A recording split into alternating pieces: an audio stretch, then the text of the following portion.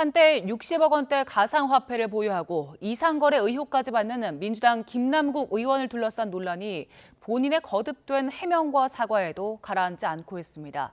지도부를 포함한 민주당 안에서도 앞뒤가 맞지 않는다, 사과부터 해야 한다는 비판이 이어지고 있는데요. 국회 취재기자 연결합니다. 정현우 기자. 네, 국회입니다. 네, 김남국 의원의 해명을 두고 민주당 안에서도 비판이 계속되고 있는데 어떤 이야기가 나옵니까?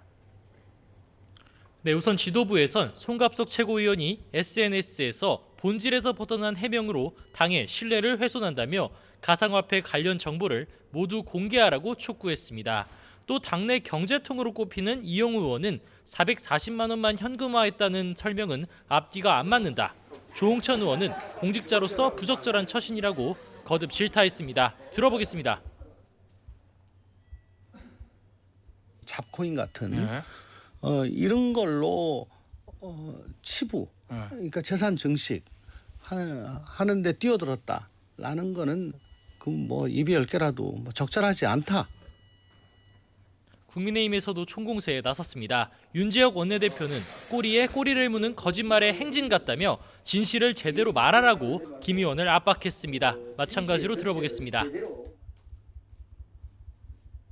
가난한 정치인처럼 행동하면서 60억 상당의 가상화폐를 가지고 있었던 그 윗선에 국민들이 아연 실색하고 있습니다.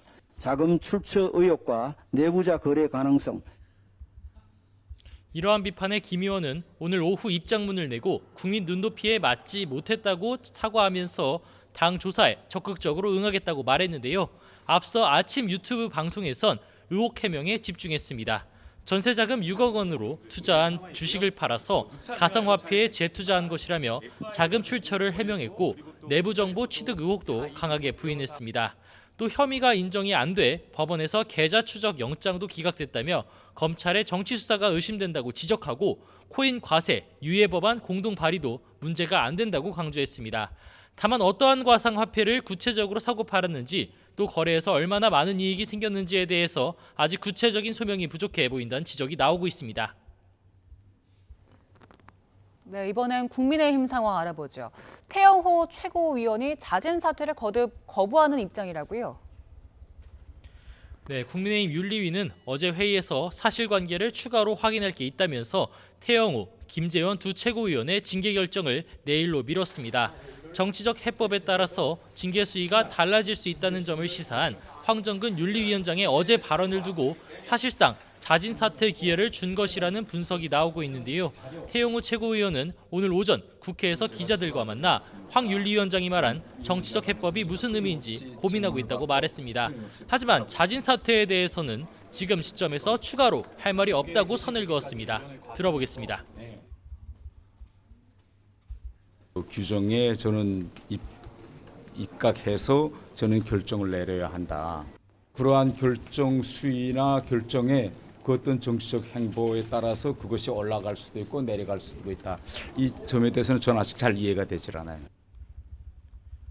이러한 가운데 김기현 대표는 오늘 아침 기자들과 만나 최고위원 자진 사퇴에 대해선 답을 피하면서도 중징계가 나와도 지도부 공백 우려는 없다고 말했습니다. 마찬가지로 들어보겠습니다.